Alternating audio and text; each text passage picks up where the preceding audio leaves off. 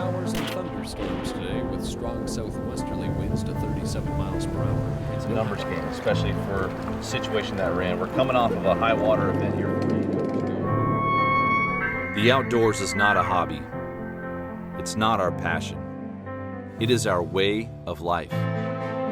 We make the perfect cast, slow our breathing to execute a perfect shot, spend hours researching locations and techniques.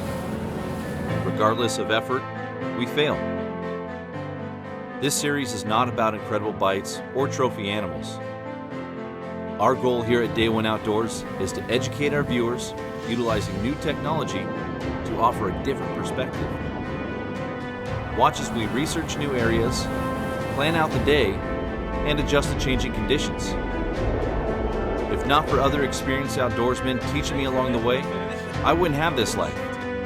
I owe it to them to pass this knowledge along. I owe it to you. Join us here on Day One Outdoors, and let's learn how to become more successful in the field and on the water from day one.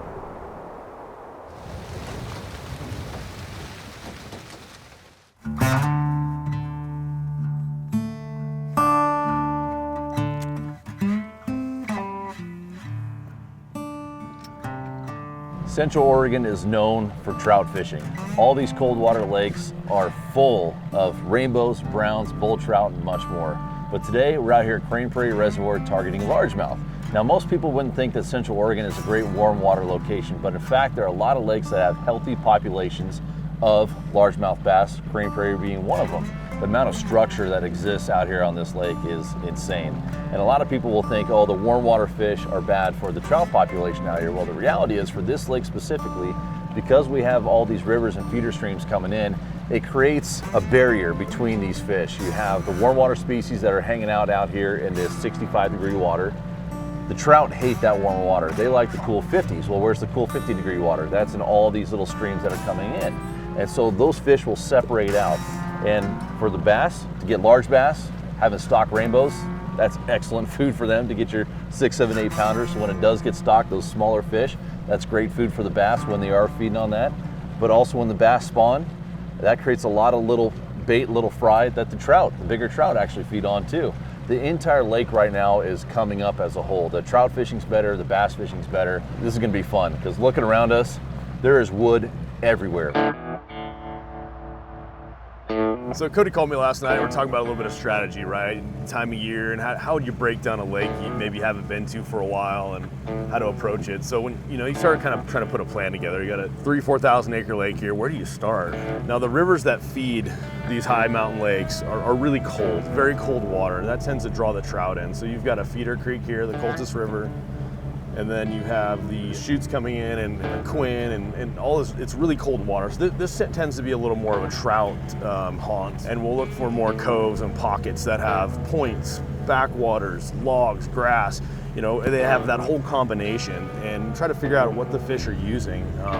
What are they holding on? Is it the wood piles in 2 feet? Is it wood piles in 10 feet? We just have to kind of see what the fish are doing today. I've got a few ideas this time of year. There should be a topwater thing going on. They're always going to eat like a stick worm or a Senko. What's really cool about fishing this lake here today with Chris is that I have never fished this lake before for bass. I've fished it for trout, but never bass. And Chris hasn't fished this lake in years. And so this is essentially like us fishing new water. What's also cool about today is that the water temperature where it's at, where these fish are in their cycle here in the spring with this water temperature, they could be doing anything. They could be spawning, they could be pre-spawn, they could be post-spawn, they could be hitting topwater, they could be hitting jigs, moving baits, fishing slow, fishing creature baits, fishing plastics. We could use any technique in the arsenal and catch fish today, which is good and bad. It means that we're gonna have to be versatile. We're gonna have to change up our techniques throughout the day and try and figure out exactly what they're keying in on, so that way we can get the numbers that we expect. We expect to catch, what, Chris, 20, 30, 40 fish today is the plan. That's always a plan. But we got to start with the first one. But again, this is going to be really cool, just kind of breaking down the lake. There's so much different types of structure, from lava rock to reeds to wood, deep water, shallow water, flats. It's littered with structure for bass, which is a lot of fun, but also more complicated to try and break down. So we're pulling into our first cove here right now. The spawning fish should be in the backs. The active fish should be out front on the points, and hopefully we can find some in between. But we got to catch that first one.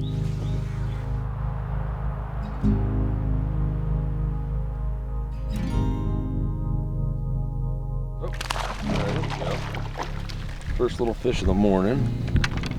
Kind of slowed down here. We grabbed a Cinco and made a cast here, just right on this little edge of grass, this little grass point. And fish ate it. This is kind of cool. I don't know if we can capture it or not. The crawdad antenna coming out of his gullet, so this fish in probably the last 20-30 minutes just ate a crawdad, and then he ate a Cinco, so he's clearly on his way to becoming huge.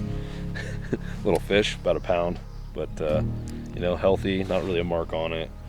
When they start spawning, I'm sure we'll find some fish later today. They're gonna have red fins, little breaks, tore up, but this one's pretty healthy, clean little fish. Just let her go.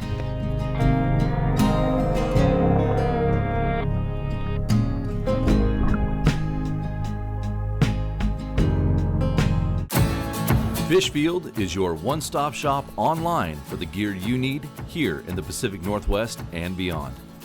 From salmon and steelhead, saltwater, trout and kokanee, even crabbing. Visit fishfield.com today to place an order and have the gear you need shipped fast.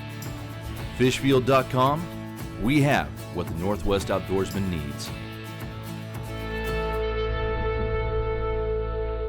Every once in a while, a new lure comes along that catches every angler's attention. It could be because of all the irresistible colors and finishes, or the patented skip beat action. Or maybe it's the wide variety of sizes designed for salmon, trout, walleye, steelhead, mackinaw, and more. But just for the record, we know one thing for certain.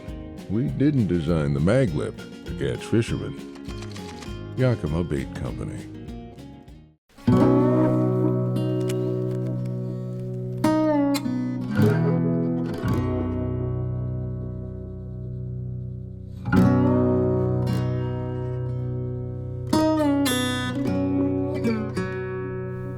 There's the fish. Got he's right at the boat. There you go. Not a bad little fish.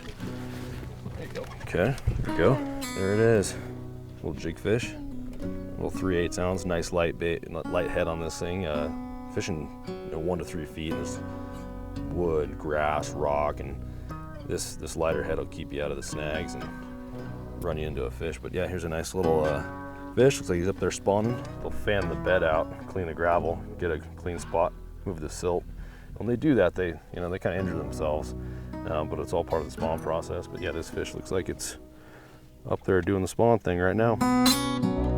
Floating a spinnerbait through the lanes, dirty water. There's just a little bit of a ripple starting, so that's another good search tool right there. Definitely the right way to catch some fish too. Let it go down, hit the bottom, and 2-3 feet of water, and just kind of lift up and let those fish see it as it darting off the bottom. And they normally eat it as it comes off the bottom and it falls back down. They usually come over and grab it. That's when they're going to actually eat the bait. So, but they've got to see it. Bass are visual. Everything's visual for them. So you've got to let them know it's there. Roll it through and make contact with everything you can. There we go. There's little guy.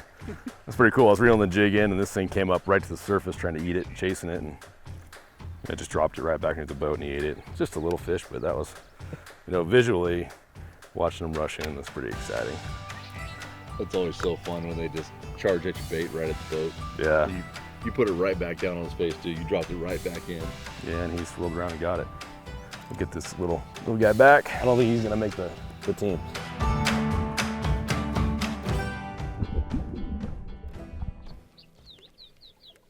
There we go. Ooh, that one's really spawning. That one up inside? Yeah, he's up tight, and you can look at the back half of this fish. It's up there rubbing. It's been getting after it here. So, Oh, it ate it too. Yeah, it's all beat up. yeah, it's a little beat up, but nice little fish. Got him on the jig again. Seems to be a consistent way to get bit here. See if I can't get that out of him. There we go. So you can tell this is a spawning fish. He's just red in the back. The lower fin here is really beat up. The tail's got a bunch of bloodshot on it. I mean, the spawn's tough on the fish, but it's all part of the cycle, and he's up there rubbing right now.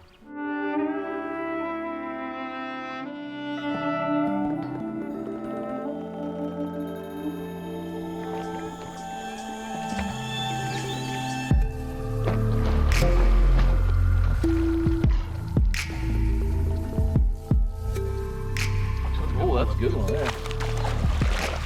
Yeah, buddy. That's a nice fish right there. There we go. Much better. There's a solid prairie fish. There's a nice fish right there.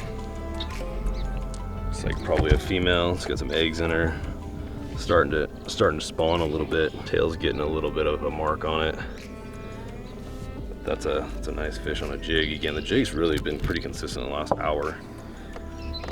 There we go. I threw in there and I got a bite, real light. Could have been on a bed spawning down there, and then I threw back in and left it there, and it just got heavy. This is one of the fun parts of fishing with friends, especially a guy that you fish tournaments with and have known for a long time. You tend to give each other a hard time. So we're both trying to use different lures, trying to figure these fish out, and Chris is definitely starting to get pretty consistent bite going on. So I, of course, am trying to avoid using that same lure because I want to prove that they'll bite something else. But when he gets 3, 4, 5 fish in a row, I'm gonna go right to exactly what he's using. But of course, the first thing he doesn't give me the same color. No, he gives me a different one. He's running black, and I got this brownish colored one right now. So, and of course, one of the first things he says is, "Oh, it's okay. Sometimes they'll bite the brown better. Let's see." Make me the test dummy. The browns definitely work. Cleaner water, I'd throw the brown all day. This dirtier water, you know, I like the black. Oop, got a fish. There we go. All right, another jig fish. They're starting to bite pretty good. You know, the water's starting to warm up a bit, and you know we're getting in an area definitely with fish, but it seems like, you know, every 10 minutes or so, one's starting to eat it.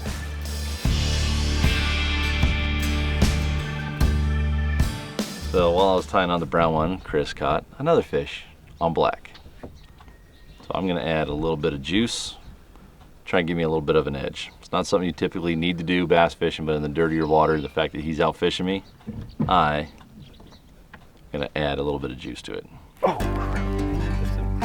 Cody's got one. Nice. That was cool. We looked up at the exact same time. That was cool. Nice. Okay, now comes a real question. Brown works. Was it the brown jig, or was it the scent? The brown jig. Little pack of them. Little pack of little minis. Just threw in there, and my line went sideways, and there's a fish right there. There we go. Nice little fish too. There's that jig, little black jig. It was kind of a mushy bite, really. Came out a pretty thick little hole in there. I threw in there, and I'm lifting it, and I put it back down, and then my line just started changing direction. You know, it just kind of went left, and it came tight, and you know, you could tell he was swimming off of it, but didn't really feel him crack it or anything.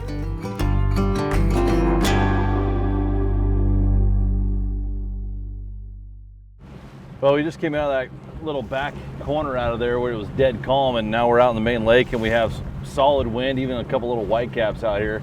Yeah. And that should help her bite, but why is that, Chris? Yeah, so the fish, once the wind breaks up the surface a bit, they get a little more aggressive, they feel more comfortable. So it can really help the bite. I mean, you know, if it's not too big a wind, it's really what you want. You know, you're in the back where it's protected and it's gonna be calm really regardless. But out here, these main lake points, the fish will start eating moving stuff, so you have an opportunity to catch them doing different things than we did this morning. You know, what's really cool about this lake is that it is completely different ecosystems from one end to the other. Over on this end of the lake, on the north end, this is where all of the rivers and streams come in. And so you have these deep ditches, but over here you also have a different water temperature. So you have different types of grass growth. We have lily pads up in here, lots and lots of blowdowns, but we also have wind over here right now on this end of the lake. And wind means reaction bites. So I'm grabbing this Hildebrandt spinnerbait here. I like fishing spinnerbaits because I can cover a lot of water quickly. And this has both gold and silver blades on it, so that works well in this slightly murky water.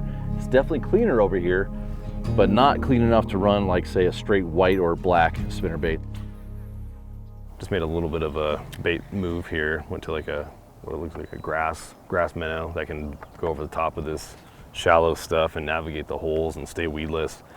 But a good way to cover water. And I don't know, I think they should eat it. I think these fish should be interested.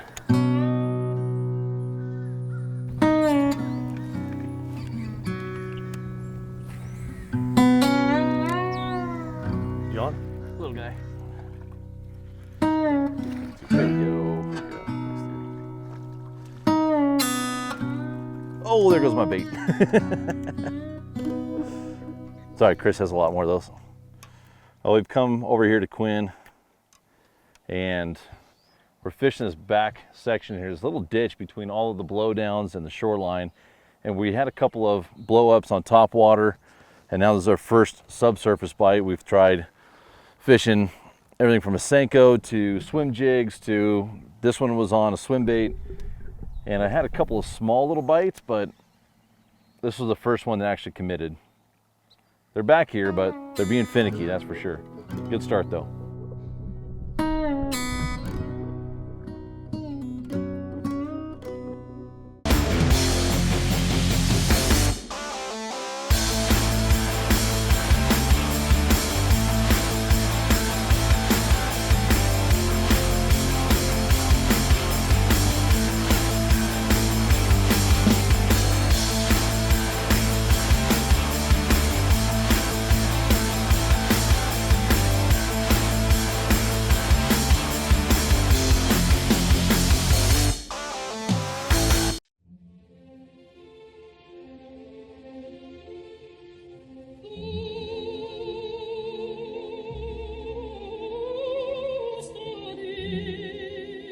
Salmon swim up to 3,000 miles to return to their exact place of birth to reproduce.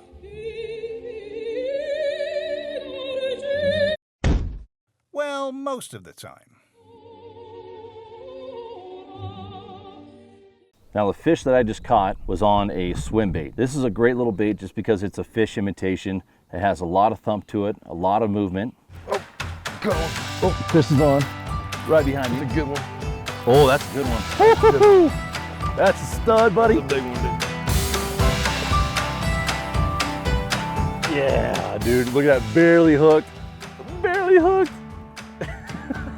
So going back to what we were just talking about, slower moving baits, Chris is casting a Senko out front, and you found him, I'm guessing, right here on Yeah, this like wood and 2.5 grass. 3 feet of water right between the grass and the wood pile, and you know he's barely hooked here, but got him? Yeah, That's a good fish. that's a quality fish. It's a lot bigger than what we've been seeing. I mean, this is it's probably close to a 4-pound fish, and you know this one's up here spawning, and it's got beat little, up. little tears That's in the awesome, tail. man.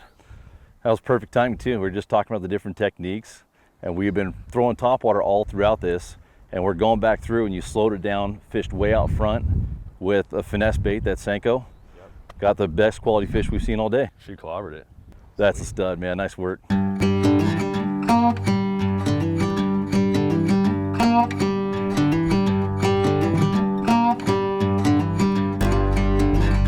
you go. Yeah, buddy.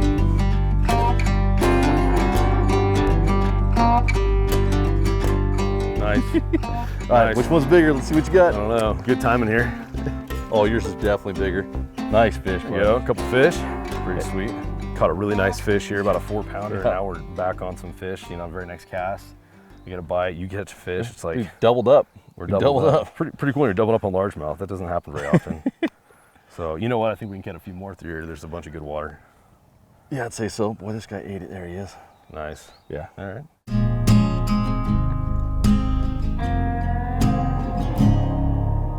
I think what probably happened here is we just changed up our technique just a little bit. We knew there were fish in here because we were getting some bites on the surface, but going just underneath and slowing down our presentation a little bit seems to be making the difference. Well, he's got me in the grass. There we go. That's cool.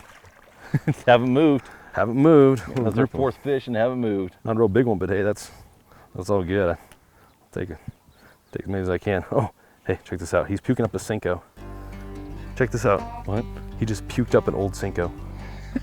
Someone else's lure? Yeah, pull it out. Huh. Should I try that color? There it is. There it is. And hey, he wanted another one. I think that presentation works. No way. Little grip of fish. Yeah, I just got ripped again. Big one, big one. Oh, it's a big one. Really make stuff up. No, it's big. It's big. Something just happened out here because we just went through there and it was nothing like this. Look at that dog. Yeah. You walking back this way? Yeah. Gonna grab that? You want me to grab him? Sure. Okay. It's a nice fish too. Yeah, buddy. There's a good. Yep, that one's even bigger. There you go. It is heavier, huh? Yeah, that's heavier. There's a nice fish, guys. That's some weight there, man. Yeah, it is. So yeah, this fish is up spawning. Little hollow belly, not too bad, but it's probably already put some eggs down, and it's hanging out in the area and feeding up again. It's a nice fish. It's a really nice fish. So for the most part, bass gear is fairly simple. You can use a spinning rod for sure, but honestly, you lose a little bit of power when using a spinning rod. So spinning rods are excellent for fishing finesse, your drop shot, your pop arts, your light lures. But when you're targeting bigger fish like this, especially in the wood like we are, you need power. And right now we're running 12 to 15 pound test, Maxima Ultra Green or fluorocarbon, because even though these are just little 2-pound fish, if they wrap you up in any of this timber around all this grass, you're gonna need short, stout rods with that 12 to 15 pound test line to pull them out of that heavy cover, just like Chris did right there. And then from there, you just tie a knot. Very simple. These little weightless Senkos right now are getting after it. Chris just got another one on it, but this exact same setup with a 7 to 8 foot long pole, 12 to 15 pound test monofilament or fluorocarbon Maxima line, a bait caster if you're comfortable using it. If not, you can use a really sturdy spinning rod and then just tie a knot to your favorite lure.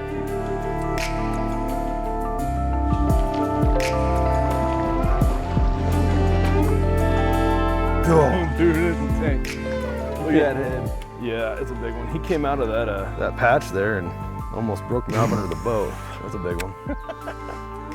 I felt the fish grab. You know, you get a little tick in your line. My line jumped in and it got tight. And you got time. You just reel down, figure out what direction they're going, and set the hook. And that's a nice fish.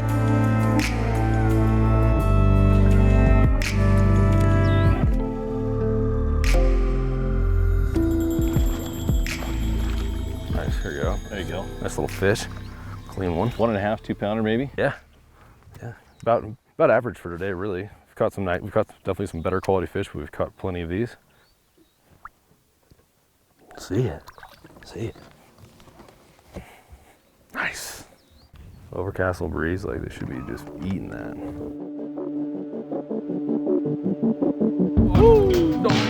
Oh, yeah, buddy. He's mad. Dude, that's Senko. I gotta quit putting it away. I'm just gonna fish Senko the rest of the day. This fish is hot. Dude, that's a tub. This fish is just starting to spawn. Pretty full still. Got eggs in it, but it's up rubbing. But that's a nice looking fish. Nice work, man.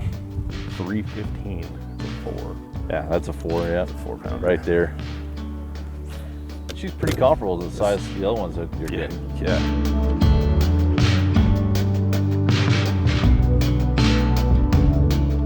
Gotta go back to the Cinco. We keep on trying to force that topwater bite to happen, but Yeah, it just doesn't really want to happen. There he goes. We just have a lot of confidence right now in throwing a Cinco, and it's working well. And it's got the big fish for us. it's got some big fish. We've caught 3 really nice ones on it, and maybe 4 really nice ones on it, I think now. But yeah, we've caught a lot of fish on it also. It's catching the little ones and the big ones, so you can't really complain with that at all. Fishing a Senko, a weightless Senko wacky rig like we are, is boring until you hook up. No big deal. So, I mean, It's pretty good fishing. When it works, you can't argue with it. You can't argue with it. Can't put it down.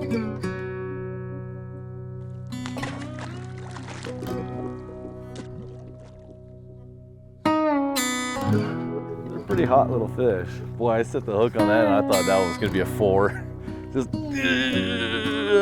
we've thrown spinner baits, we've thrown swim baits, we've thrown jigs, we've thrown crawdads, we've thrown topwater, whopper ploppers, poppars, buzz baits, frogs. This little wacky rig Senko has definitely been it. And you know, if you're gonna throw just one lure, it's kind of tough going wrong with a weightless Senko. Thanks for playing, little buddy.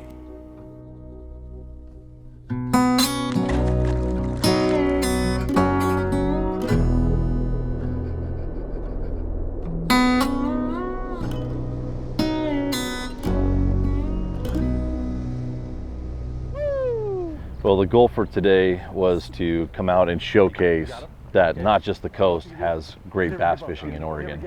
Central Oregon, the high Cascades, these lakes have fantastic bass fishing too. Right at the buzzer. 12-incher. Yeah.